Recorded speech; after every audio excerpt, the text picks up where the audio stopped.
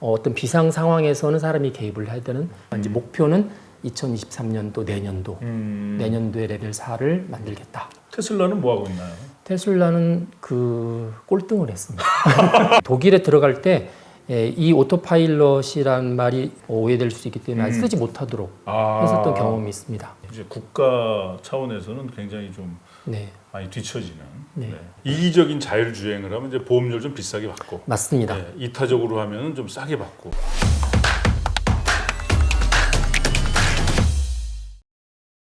메타버스와 인공지능으로 보는 세상, 세계 경제. 저는 김범도입니다. 오늘도 우리나라의 최고의 AI 스승, 인공지능 스승인 김용주 교수님을 모시고 오늘도 정말 재밌는 이야기 나눠보도록 하겠습니다. 안녕하십니까? 네, 안녕하세요. 네, 오늘 요즘 캠퍼스가 정말 캠퍼스 분위기인 것 같기도 해서 네 5월이죠. 이제 방송 나갈 때는 6월이지만 예. 네. 그래서 좀 캠퍼스 분위기로 이렇게 복장을 했고 네, 또 네. 오늘 이렇게 하니까 좀 정말 우리 스승님 저는 좀 제자 같습니까? 네. 여대에 있다 보니까 여자제들밖에 없어가지고요. 네. 저를 남자 제자로 받아주십시오. 네. 영광입니다. 네. 네. 하여튼 뭐 우리 교수님과 함께하다 보면 어느덧 인공지능과 관련해서 글로벌 스탠다드 이상의 그런 수준을 반드시 갖게 될 겁니다. 경험을 못해서 그렇지 한번 강의 보는 분들은 계속 보는 것 같아요. 아, 네, 다행입니다. 네. 요즘 아무래도 이제 뭐 그 자율주행차 네. 미래차의 그 핵심이고 뭐 우리나라도 이제 주력해야 되고 네. 저도 최근에 이제 뭐 우리나라 자율주행차를 한번 몰아봤는데 네. 뭐 이제 완전 자율은 아니고 이렇게 네. 속도하고 이제 네. 거리 뭐 이런 거 하는데 굉장히 좋더라고요. 네. 피곤이 뭐 그 새로운 세계죠. 네, 피로도가 줄어들고 네, 그리고 네, 저는 네. 이렇게 좀 경치 보는 걸 좋아하는데 그래가지고 옆에 앉은 조수석에 앉은 분들이 항상 불안해했는데 이게 이제 자율주행을 하니까 서로 편하게 가고 그래서 좀 뭔가 마차 타고 네. 유람하는 듯한 느낌. 네, 네, 네, 네. 근데 이제 이 자율주행이 이제 그 앞으로 어느 선까지 갈 것인가. 네. 뭐 광고로 보면 이제 뭐 차도 마시고 책도 보고 하는데 그게 가능한지 궁금합니다. 지금 아마 자율주행차를 타고 다니시는 분들은 이제 기술 수준으로 보면은 이제 미국의 자동차 협회, 뭐 네. SAE라는 데에서 정한 기준은 5등급이에요. 네. 레벨 5인데 그 중에서 보통 2등급. 네, 2등급을 타고 다니신다고 보시면 될 것 같고 일부 조금 더 그 등급이 5등급까지가 가장 높은 거예요. 그렇죠. 5등급이 제일 높고 예. 그다음에 0등급도 있는데 0등급은 아무것도 안 되는 네네네. 거고요. 1, 2, 3, 4, 5고 2등급이 지금 보편적인 자율주행 자동차고요. 이제 2019년 말에 우리나라가 이제 세계 최초로 레벨 3 자동차를 허용을 하겠다고 발표를 했고요. 세계 최초로. 세계 최초로. 오. 사실 이제 약간 모험이긴 한데 발표는 이제 일반 거리에 다닐 수 있도록 하겠다고 했는데 그게 생각만큼 잘 되지 않고 있습니다. 네, 그래서 이제 여러 가지 그 불협화음을 조정하기 위해서 5월 말에 지난 이제 방송 나갈 때는 지난달인데 5월 말에 다시 그걸 조금 조정을 했거든요. 조정해서 레벨 3을 본격적으로 확산을 시키려고 하기 때문에 이제 일부는 3이 들어와 있고 또 아직 2가 보편적이어서 지금 현재는 2.5 레벨 이제 뭐 이렇게 보시면 될 것 같아요. 그래서 네. 2.5 레벨이라고 그래도 말씀하신 것처럼 새로운 세계죠. 네. 네, 새로운 세계입니다. 네. 네, 그 뭐 지금도 굉장히 편한데 네. 뭐 레벨 3로 가면 네. 어떨지 정말 기대가 되고. 네, 그러니까 레벨 2하고 3하고 가장 큰 차이점이 뭐냐면 2든 3든 책임은 사람한테 있어요. 이제 4부터는 전적으로 자율주행 자동차의 책임인데 그런데 이제 2는 이 도로의 상황이나 이런 것들 사람이 일차적으로 봐야 된다. 물론 차가 판단을 하긴 하지만 그러니까 언제든지 반응하려면 핸들 근처에 손을 대고 있어야 되는 거고요. 레벨 3부터는 도로의 상태를 자동차가 파악을 해요. 그러니까 영화를 봐도 되고 뭐 다른 짓을 해도 되고 다만 비상사태에 어떤 비상 상황에서는 사람이 개입을 해야 되는 그 상태까지는 해야 되는 거죠. 자면 안 되는 거죠, 자는 거. 네. 이제 뭐 자는 거 사실 빼고는 다 이제. 테슬라의 그 매니아들이 가끔씩 유튜브에다가 자율주행 상태에 잠깐 좀 잠자고 영화 보고 뭐 이상한 것 타는 것을 많이 올리는데 사실 그게 상당히 많은 부분이 불법이고요. 네. 사고가 벌어지면 이제 책임은 본인들이 다 뒤집어 쓰는 경우가 상당히 많이 있습니다. 근데 이제 뭐 대형 화물차 같은 경우 사고가 나면 이제 큰 비극으로 이어지는데 네. 뭐 그리고 이제 아무래도 뭐 이제 그러면 안 되지만 네. 또 이렇게 경무일 때가 있고 그래서 네. 무리할 때 좀 깜빡깜빡 조는데 네. 큰 사고가 나는데 그런 게 좀 적용이 되면 네. 그런 의미에서는 되게 좀 전체적으로 도로가 안전해지는 효과도 있겠네요. 네, 그렇죠. 아무래도 이제 그 테슬라가 주장하기로는 이제 그 테슬라에서 쓰고 있는 그 자율주행 모드로 하게 되면은 그렇지 않은 것보다는 사고가 10분의 1로 줄어든다라는 이제 안전 보고서를 채택을 한 게 있어요. 그래서 이 사고가 한 번 나는 이제 거리가 있는데 그 거리가 그렇지 않은 것보다는 한 10배 정도 가도 사고가 한 번 정도만 난다라고 하는 건데 이제 문제는 테슬라의 그런 보고서를 많은 사람들이 믿질 않습니다. 네. 왜냐면 실제로 자율주행 모드에서 지금까지 보고된 사고만 해도 한 30건 정도가 되는 데다가 물론 이제 사람이 몰 때보다는 횟수가 적다고 그래도 일단은 사람으로부터 책임이 자율주행으로 옮겨갔잖아요. 옮겨가니까 기술이 사고를 낸다는 것 자체에 대한 이제 불신이 있는 거죠. 이제 책임 문제가 완전 저쪽으로 옮겨가기 때문에 그리고 그래서 최근에는 뉴욕 타임즈 같은 데서도 이제 아마 유튜브에 찾아보시면 보실 텐데 그 일론 머스크의 뭐 크래시 이 코스인가 이렇게 동영상이 나온 게 있어요. 2016년에 이 테슬라 사고를 이제 재조명한 건데 지금은 몇 년이 지났지만 그래도 여전히 믿을 수 있을까라는 이제 퀘스천 마크. 뭐 그거 동영상 만들 때 일론 머스크한테 인터뷰를 요청을 했대요. 뉴욕 타임즈는 거절을 했답니다. 그래서 할 말 없다. 그래서 그 네. 동영상이 한 50분, 60분짜리인데 그 가운데 나오는 일론 머스크는 옛날 동영상을 이렇게 가져온. 옛날에 보면 이 테슬라의 자율주행은 뭐 어떤 세계 최고일 거다. 그래서 2030년 되면 완전 자율주행이 될 거다. 그래서 보통 이제 만슬라라고 이야기를 이제 보통 천슬라 이야기가 한번 있었잖아요. 네. 이렇게 주가가 $1,000 보통 1,200까지 올라갔다가 지금 한 6, 700 정도로 떨어진 것 같은데 2030년 되면 $10,000가 될 거다. 뭐 주식을 사라. 뭐 이렇게까지 이야기했던 부분들이 있었던 것 같아요. 우리 뭐 일론 머스크가 천재인 건 분명하지만 좀 약간 인성에 이렇게 약간 좀 이렇게 신뢰가 가는 좀 인품은 아니어서 그런 것도 좀 의심하는 사람들도 있을 것 같고. 근데 그 이제 뭐 자율주행차 글로벌 시장 규모는 어느 정도? 네, 이게 작년 기준으로 해서는 보통 이제 $70억 봤는데 이제 기존의 성과죠. 근데 2025년에는 $1,500억. 그러니까 우리 돈으로 따지면 약 175조 원 정도 하고요. 엄청납니다. 네, 2030년이 자율주행에 있어서는 약간 또 새로운 원년으로 많이 보고 있는데 이때가 이제 $6,500억, 그러니까 약 810조 원, 810조 원 정도 그렇게 바라보고 있습니다. 엄청난 규모입니다. 뭐 하여튼 최선을 다해서 이제 자율주행. 근데 뭐 우리나라 자율주행 제가 아까도 말씀드렸습니다만 타보니까 너무 좋아서 뭐 열심히 하면 뭐 세계 뭐 최고의 그런 자율주행차 만들 수 있을 것 같습니다. 최근에 현대에서 유튜브에 이제 자율주행 그 자기들의 비전 동영상 하나 공개했어요. 이제 레벨 아까 말씀 레벨 4인데 거기 보면 이제 어떤 게 있냐면 부녀 간에 그러니까 아버지하고 딸이 운전석의 뒷자리에 탑니다. 그리고 이제 그렇게 되면 운전석은 비어 있는 거잖아요. 그 상태에서 이제 쭉 그 차가 만날 수 있는 돌발 상황들 그런 것들을 쭉 이제 보면서 찍는 영화인데 일종의 비전이죠. 비전이라 하면 앞으로 레벨 4가 나오면 현대차는 이런 상황으로 몰고 갈 거다라고 하는 건데 거기 이제 번호판을 유튜브에 가만히 보시면 번호판이 나와요. 근데 번호판에 이렇게 NER 2023이라고 쓰여 있어요. 그러니까 이제 목표는 2023년도 내년도에 레벨 4를 만들겠다. 뭐 그런 비전을 했기 때문에 그 비전대로 되면은 아마 현대나 기아의 자율주행 기술이 상당한 수준으로 올라오지 않을까 생각합니다. 하여튼 뭐 그 테슬라뿐만 아니라 뭐 세계의 그런 아주 뭐 세계적인 브랜드의 외국 차들이 많은데 그걸 좀 올림픽에서 우승하듯이 좀 그렇게 했으면 좋겠네요. 그렇죠. 근데 이제 그 자율주행차에 대한 뭐 이제 세계적인 수준 어떤지 그리고 이제 기업별로는 또 어떤 평가가 있는지 좀 궁금하네요. 이게 이제 자율주행차 그 기업에 대한 평가가 한 5, 6년 전부터 있었어요. 뭐 가이드하우스 인사이트라는 데에서 매년 한 번씩 평가를 해서 올해도 평가에서 발표가 됐는데 이제 저희가 이렇게 좋아하는 현대 기아는 6위 정도 했습니다. 6위. 뭐 6위 정도면 잘한 편이죠. 근데 이제 전 세계에서 6위니까요. 근데 그게 이제 현대 기아의 자체에서 잘했다기보다는 그 이제 합자 회사 보통 모셔널이라는 합자 회사인데 그 합자 회사가 이제 6위를 차지한 거죠. 원래 기술은 이제 그 합자 회사의 원래 근원이 되는 회사가 있거든요. 네. 그 근원이 되는 회사가 가지고 있는 솔루션이고요. 하지만 뭐 일단 합자 회사니까. 그리고 이제 1위인 데는 아무래도 여러분들이 잘 아시는 구글. 구글의 역시 구글. 네네네 구글. 네.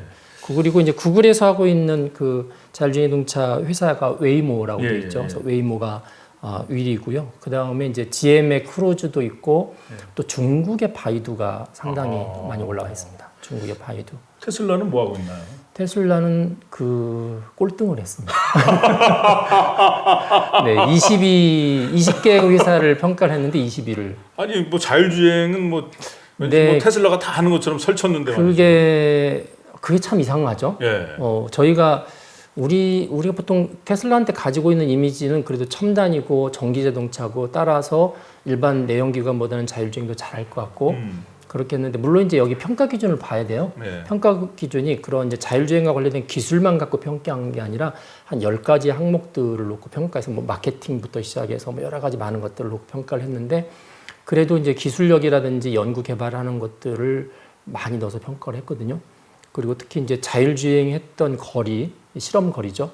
총 거리가 얼마나 되는 이런 것들까지 평가했는데 결국은 테슬라가 20등 꼴등을 했고요. 현대 가끔 할 듯이 이제 모셔널에서 6위를 냈습니다. 그리고 그 위에가 이제 주로 구글을 비롯해서 주로 이제 미국 계열, 그다음에 독일, 그다음에 중국 그렇게 올라 있습니다. 아, 네. 그거 재밌네요. 그 하여튼 뭐 저는 개인적으로 좀 그 구글 회사의 그런 전체적인 조직 문화도 좀 좋아하고 그러는데 그런 것들이 반영이 된 건가요? 자율주행에도? 사실은 자율주행에 있어서 제일 처음 시작한 회사가 구글이죠. 아, 예. 원래 구글은 검색 회사잖아요. 예, 예. 그래서 구글이 자율주행 한다고 그럴 때 무슨 인터넷 검색 회사가 자동차 자율주행을 하냐 그랬는데 사실은 이제 제일 처음에 시작했고 제일 처음에 시작을 한 만큼 여러 가지 이제 시범 사업도 다 처음에 이제 시작을 해서 성공을 했죠. 그래서 그런 것들이 아마 평가할 때 최고로 좋은 점수를 받게 했던 부분들이지 않을까 생각합니다. 자율주행도 결국 이제 딥러닝이 핵심 개념이면 그런 면에서 좀 유리한 그런 위치에 있었다. 그렇죠. 이렇게 볼 수. 인공지능 기술이 핵심이기 때문에 네네. 그런 부분들이 있고.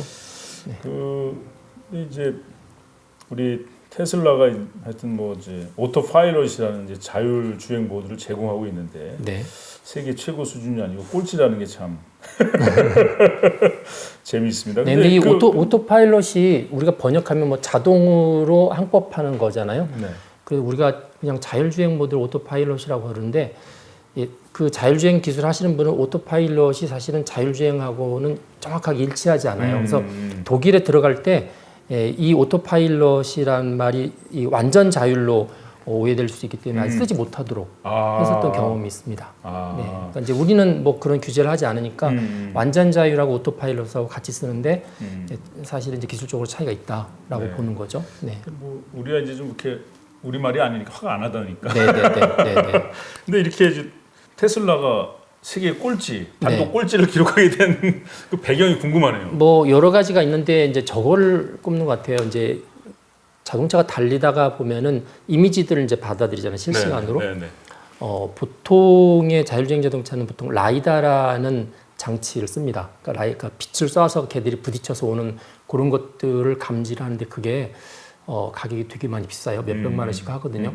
그런데 이제 테슬라는 그걸 쓰지 않고요. 카메라를 씁니다. 한 8대의 카메라를 가지고 인식을 하는 거죠. 그렇게 되면은 날씨가 흐려지거나 비가 오거나 이런 악천후 상황이 되면 인식하는 율이 좀 많이 떨어져요. 많이 불리하겠네요. 근데 뭐 테슬라에서는 8대의 카메라로 뭐 다 자동 조절해서 하기 때문에 충분히 우리는 잘할 수 있다고 하지만 이제 안전 문제는 자동차가 달리는 24시간 내내 어떤 상황에서든지 다 안전해야 되잖아요. 그렇죠. 그러니까 이제 날씨가 좋은 상황에서는 8대의 카메라도 사실은 충분하거든요.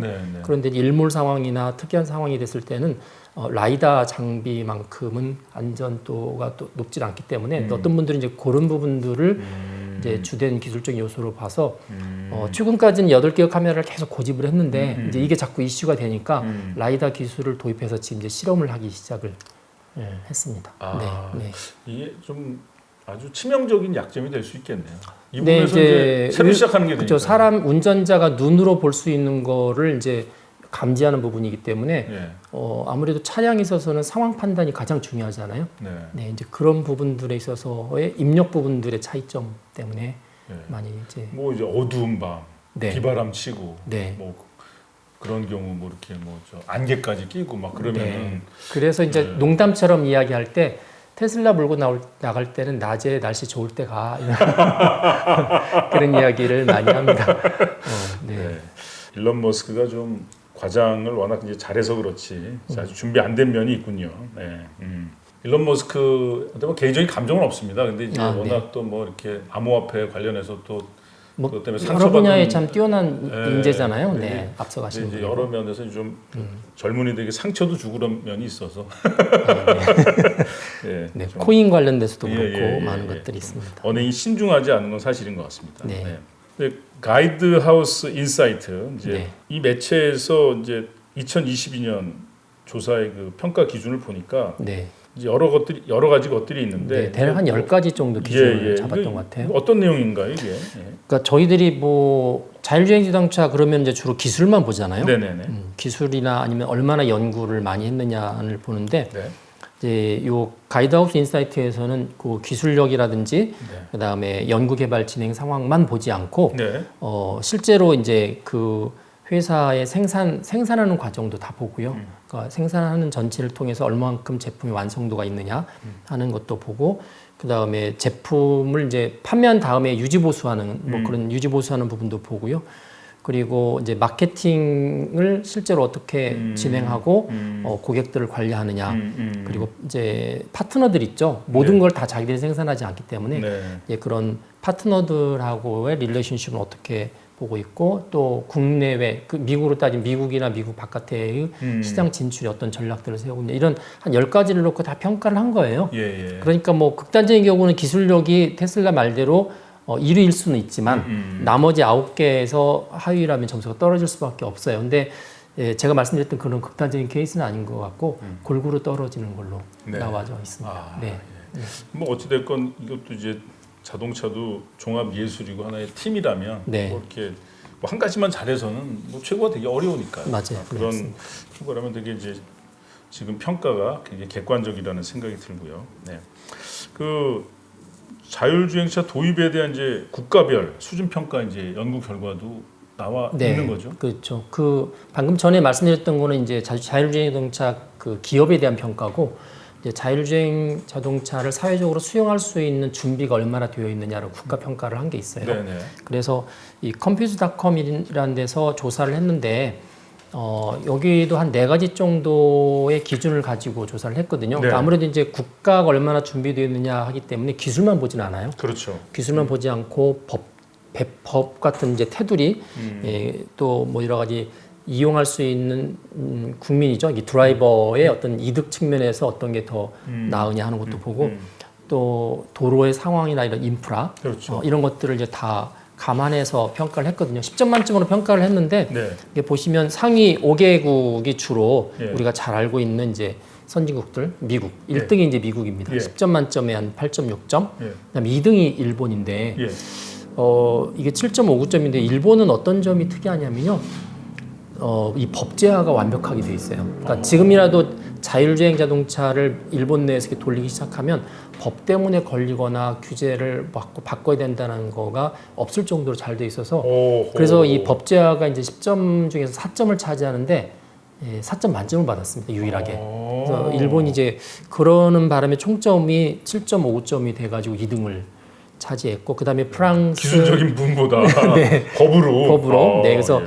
프랑스, 영국, 독일 뭐 이런 형태로 되어 있고요. 근데 재밌네요. 전 네. 독일 예전에 뭐 오래된 일이긴 하지만 2006년 독일 월드컵 출장 때 가서 보니까 독일 그 도로가 아우토반이 너무 잘 돼 있어서 네, 뭐 프랑스, 영국보다도 좀 앞선 점수가 나오지 않을까 했는데 네. 독일이 좀 의외로 프랑스, 영국보다 뒤지네요. 네, 프랑스가 한 7.3점인데 독일은 오히려 6점대입니다. 6.74대고 이제 궁금해하는 우리나라. 예. 우리나라는 3.75에서 16등. 그 어찌됐건 기술 부분에 있어 기술과 관련돼서는 이제 우리가 가이드하우스 인사이드 평가 결과 이제 우리가 꽤 높은 수준인데 네. 이 부분에 있어 국가적인 차원에서 우리가 좀 네. 여러 가지 우리 도로라든가 담당 공무원들이 들으면 기분 나빠하실 수 있는데 네. 이제 우리가 평가한 게 알아야죠, 아니고 알아야죠. 네, 다른 나라들을 대상으로 해서 평가한 데서 나온 점수죠. 예. 16입니다. 16. 아 16이. 네, 기술로는 이제 현대 합자회사가 아까 모셔널이 6위라고 볼 때 16위는 이제 법제화라든지 사회 인프라든지 아니면 그걸 도입했을 때 소비자들의 반응 이런 것들 놓고 봤을 때는 높은 편이 아니죠. 네. 네. 우리나라가 자동차 생산으로는 훨씬 순위가 높은데 네. 이제 국가 차원에서는 굉장히 좀 네. 많이 뒤처지는. 네. 네. 그런 면에서는 우리 이제 저 법과 관련해서도 그렇고 전체적인 사회 인프라 관련해서도 우리가 좀 준비해야 될 게 많이 느껴지는. 맞습니다. 네. 그래서 이제 주관하는 데가 이제 우리가 잘 알고 있듯이 국토교통부거든요. 네. 네. 국토교통부가 이제 원래 그 2020년에 자율주행 자동차 가이드라인도 만들고 굉장히 부지런히 움직였지만 네. 사실 저희가 이제 늦게 시작한 것도 있어요. 좀 늦게 기술은 빨리 발전을 하는데 아무래도 법제도가 이제 좀 늦게 따라온 거가 있는데 일본은 이제 그걸 더 미리 앞서서 그 국가적으로 빨리 법제도를 많이 바꿨던 부분이 있고 그럼에도 불구하고 여전히 제가 초두에 말씀드렸듯이 이제 레벨 3을 도입하겠다고 선언을 해놓고 나서 보니까 그게 잘 움직이지 않는 그런 부분이 있어서 최근에는 이제 그런 생산하시는 기업들한테 좀 더 확실한 가이드라인을 주기 위해서 이제 5월 말에 이제 추가적인 조치를 취했습니다. 그래서 뭐 예를 들면 뭐 이런 거죠.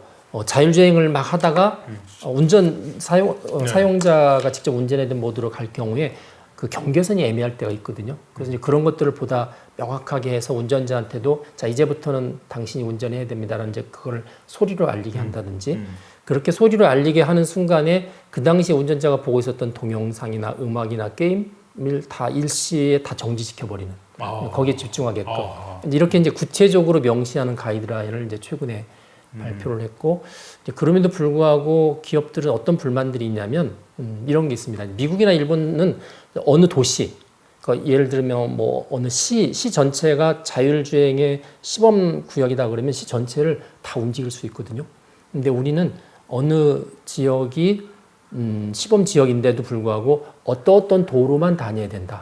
뭐 이렇게 이제 일반 시민들의 안전을 위해서 그렇게 조치를 취할 수도 있지만 그렇게 해놓다 보니까 자동차가 다니면서 겪게 되는 상황들에 대해서 온갖 케이스를 다 경험하기 힘들잖아요. 그렇죠. 네, 그래서 충분히 실험을 할 수도 없고, 그래서 이제 자율주행으로 해서 과연 얼마만큼 실험을 해봤느냐, 이 자율주행 총 거리가 어떻게 보면 기술 평가할 때 대단히 중요해요. 실험한 시간이잖아요.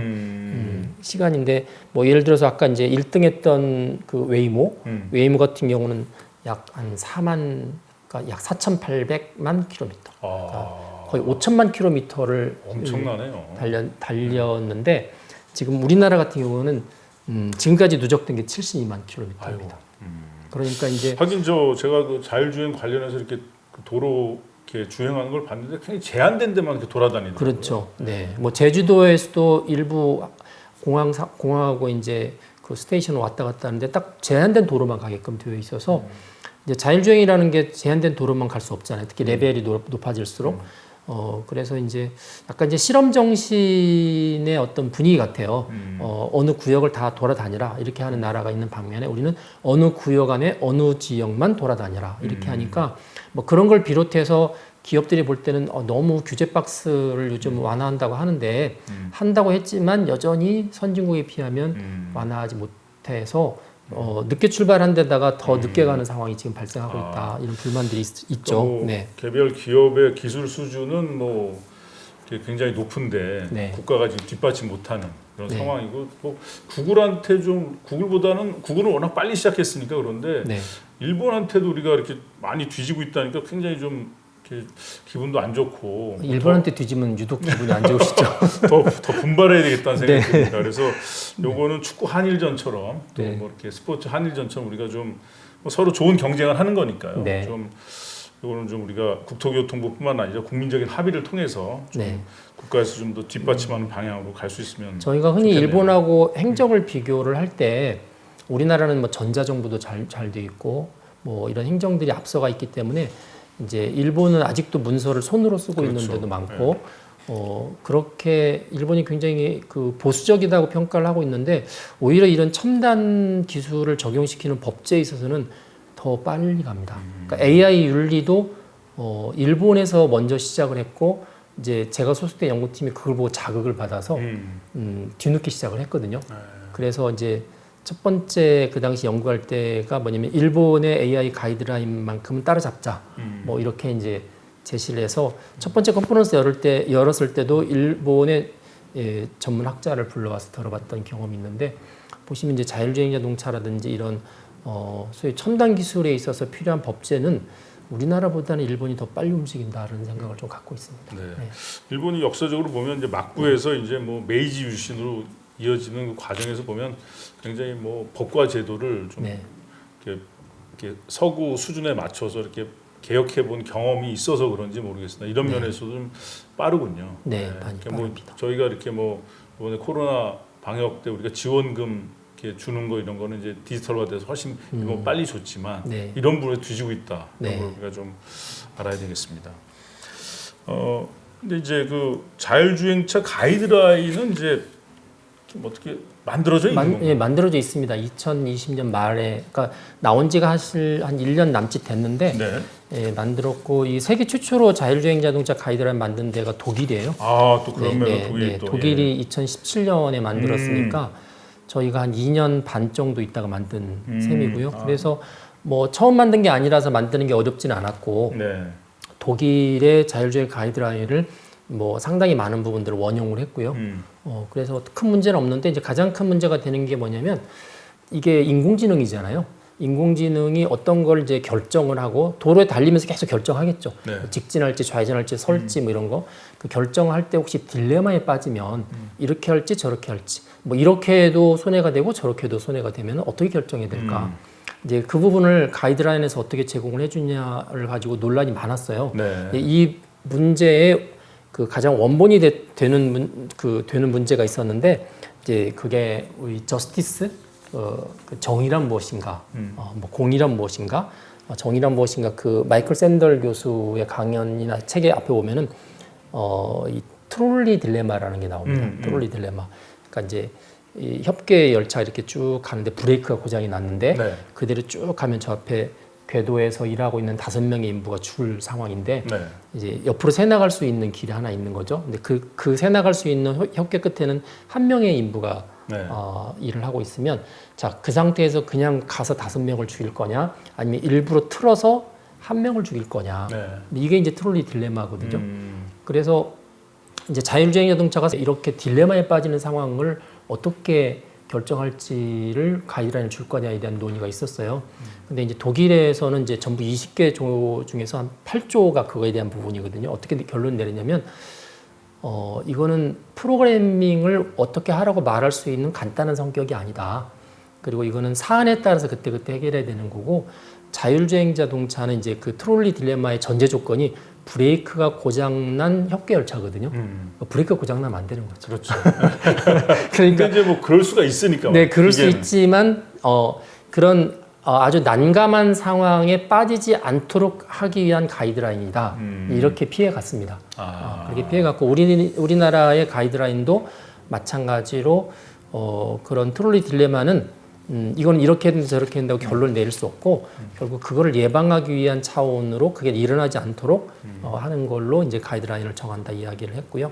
그러다 보니까 이제 MIT에서 모럴 머신, 그러니까 도덕 기계라는 걸 하나 만들었는데 프로그램인데 이 트롤리 딜레마를 하는 겁니다. 그래서 13가지 케이스를 보여주고 그 13가지 케이스에서 당신이라면 당신이 그 기차 모는 사람이라면 어느 쪽으로 갈 거냐, 직진할 거냐, 틀 거냐를 이제 결정하게 하는 시뮬레이션을 했거든요.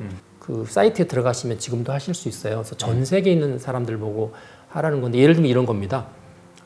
지금 직진하면 저 앞에 사람이 몇 명 있는데 자기가 틀면 이쪽 횡단보도가 2차선인데 이쪽에는 강아지하고 개가 고양이가 지나가는 거예요. 네, 그러면은 네, 네. 사람을 피하기 위해서 개하고 고양이를 죽이는 게 옳으냐? 옳은 사람은 그걸 선택을 하겠죠. 뭐 그런 거라든지 이쪽에 있는 사람들은 빨간 신호등인데 건너가는 거예요.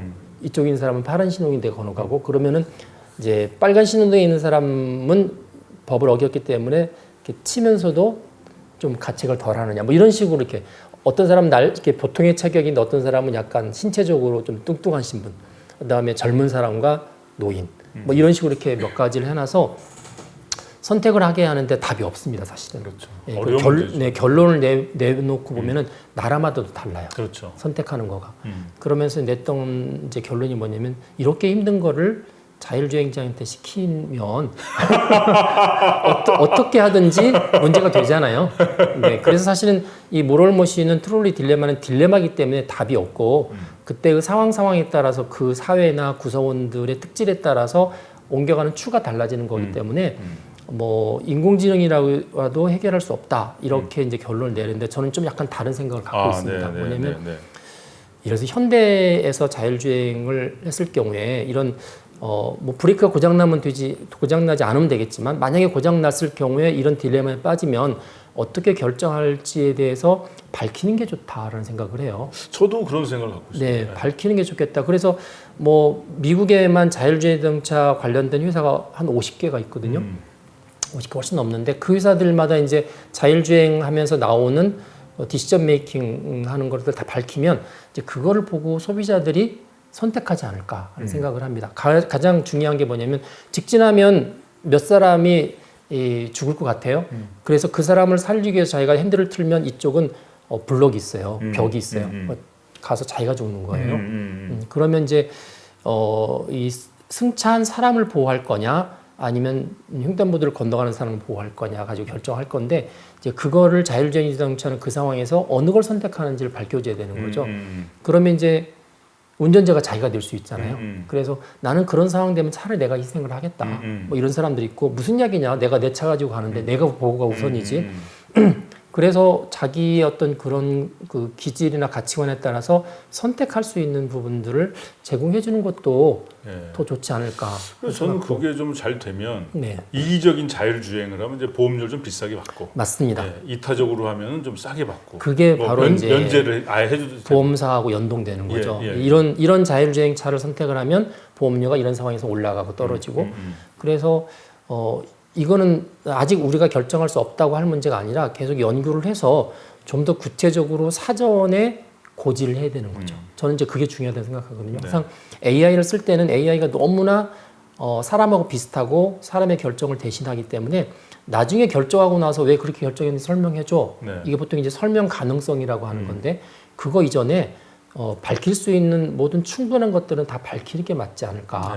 이 자율주행 자동차는 이러이러한 상황이 됐을 때는 이렇게 결정을 합니다. 그러니까 선택하십시오. 이렇게 소비자의 선택폭을 넓히면 아무래도 책임과 권리도 그거에 비례해서 좀 나뉠 수 있고 아까 말씀드렸던 보험료도 달라질 수 있고 그러지 않을까 생각을 합니다. 일본이 뭐 기술보다도 법에서 이제 그 4점 만점에 4점을 받아서 이렇게 그 좀 자율주행에 좀 앞서가는 국가가 된 게 굉장히 좀 오히려 좀 부러워지는 상황이네요. 이 법이 역시 인공지능처럼 자율주행도 법 문제가 너무 중요한 것 같고요. 네, 맞습니다.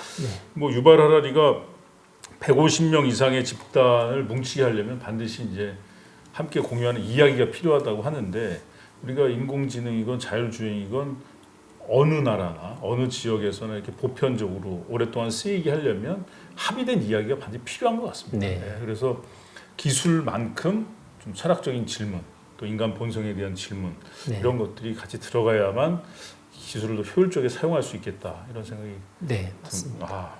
이제 뭐 이제 기술이 발전하면 사람들이 생각을 덜 해도 되지 않을까. 철학은 오히려 좀 구시대 유물이지 않을까 생각했던 게 오히려 착각이고 오히려 기술이 발전할수록 더 철학적인 질문이 중요해진다는. 네, 맞습니다. 인문학이 갈수록 더 필요한 시대.